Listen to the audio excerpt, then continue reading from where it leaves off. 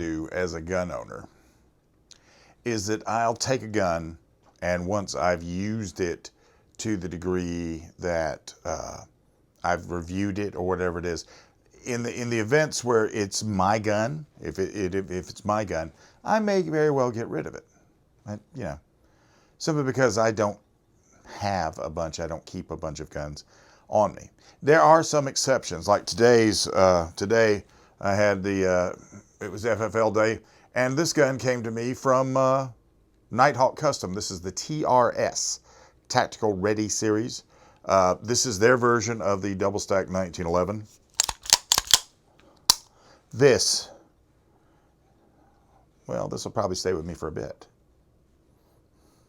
We'll talk about this pistol later. One thing I have done year in and year out. When I got out of the military in 1990, I started carrying Glocks.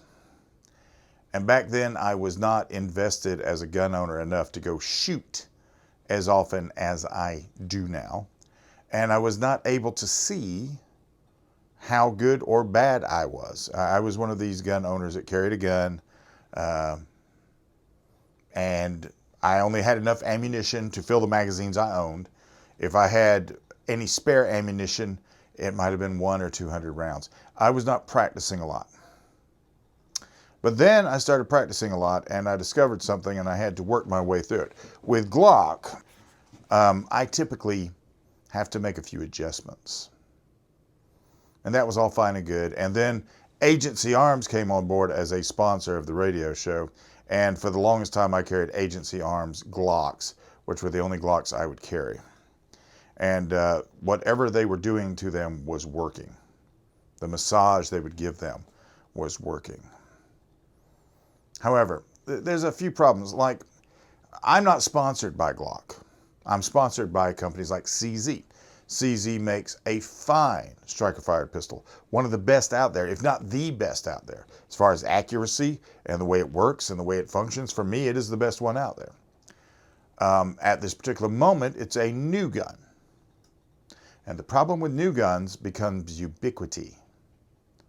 And until they rise to a certain level to where they become ubiquitous around places like Glock has, then you have to ask yourself a question like, if something does happen, will I be able to find this for it? Will I be able to find that for it? Will I be able to find these for it? Now, 2 or 3 times now, I have gone out there and said, no more Glocks for me. No more Glocks for me. And I've gotten rid of everything. And well, not quite everything, because one thing that happens is when you get rid of any gun, there's a little ecosystem that goes with it. You got to have holsters, which I have a box of holsters.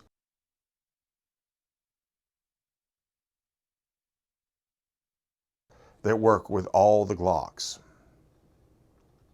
Then you got to have magazines, and I have a drawer of magazines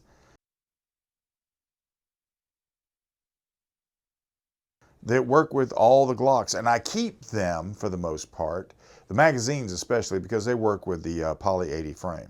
Poly 80 frame addresses a few things that Glock makes sort of hard for me. But it still bugs me that I can't shoot Glock. And what happens with Glock, here we have a Glock G45, that's the patent number. It is actually a 9mm pistol. It is a Glock 19 size slide with a Glock 17 sized frame. This is a Gen 5, so it has the serrations. It took them, 35 years to get to, and it has a little bit crisper trigger. This currently is the only Glock I own. This is the last gasp. This is also my favorite of the Glock models that are out there. It matches my concealability, and it matches my capacity. The Glock 19, of course, is very close to it. Glock 17 is very close to it, but there's just something about this particular model that I like. I've been through a few iterations with this. I have run, in ascending order, I have run stock Glocks, then Salient Arms Glocks, then Agency Arms Glocks, and then for a while there, I just went to nothing. Then I made a declaration that there was going to be no more Glocks. And I've gone to other guns. I've tried the SIG series. The SIG series is a fine pistol, innovative with the fire control group that's in it, which makes it the gun, and you can make your own little configuration. I tried the VP, the H&Ks, tried those. Then I fell upon the CZs. Now the CZs I really like. The CZs I really like. I like most of them. I like most of them. But you still don't have that ubiquity. And there's a few things that go along with shooting a Glock. There's a few things that make shooting a Glock attractive, that make carrying a Glock attractive. First things first about a Glock is not fancy. They get out there and they call this Glock perfection. Far from it. It is not perfect. But what it is basically so sound that you're not going to have a whole bunch of problems with it. To that end, it is not a highly accurate gun. The trigger is suspect. The rest of it, this was designed by a guy who made curtain rods prior to making guns. So I thought about all the times I shot Glocks and all the little projects I've had trying to learn to live with Glock.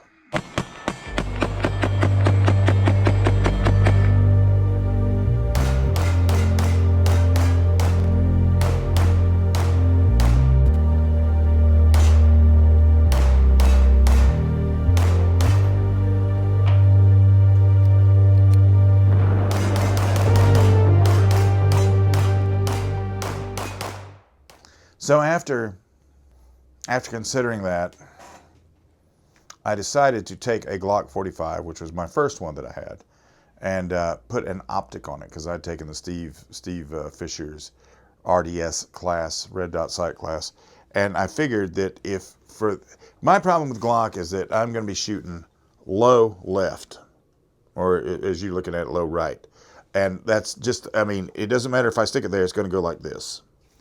And it has a little bit to do with this grip angle because I don't do anything to the grip angle. It has a little bit to do with where this trigger comes out and where my hand is hitting it. And, it has a couple of things to do with that. And then, of course, I have to be pushing like this somehow. I had to be pushing like this somehow. So I don't have that problem with other guns. I don't have that problem with SIG at all. Don't have that problem with CZ at all. But that ubiquitous thing, though. So recently, I got rid of every Glock I had again. And as soon as I did that, I first of all, I got into, I was going to go into the SIG series, and then I switched over and I said, CZ has everything I need, everything I want. They have the three sizes that are perfect. They have a heavier lockup. They're very accurate. Low bore axis, I love them. CZ, away from me. Then, in the process of trying to put together things for this, I decided to reach out to Taran Butler of Taran Tactical Innovations. And Taran is known. He's the trainer of the stars. He's also the innovative part. He's probably the precursor to every one of the Gucci Glocks you would see out there. So prior to anybody else doing it, it's probably Taran that was thinking about doing it.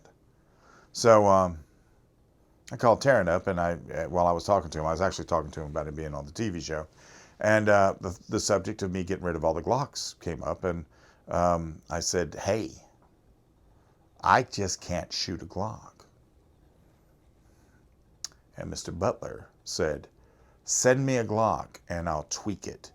And when I send it back to you, you'll be able to shoot it. So we went out and acquired this one, which has not been shot yet. It hasn't got a single round through it. It's probably perfectly good as it is, except for me, for whatever, And most of this is probably up here. But this is going to Taran Tactical Innovations. And along the way, I'm going to take you for the ride. As I go through the odyssey of trying to find a Glock I can shoot so that I can justify owning Glocks, or a Glock at the very least. Silly, I know, but at the same time, Fun project. But, stay tuned because that's coming up pretty soon. I'll check you later. I'm out of here. This is Lock and Load.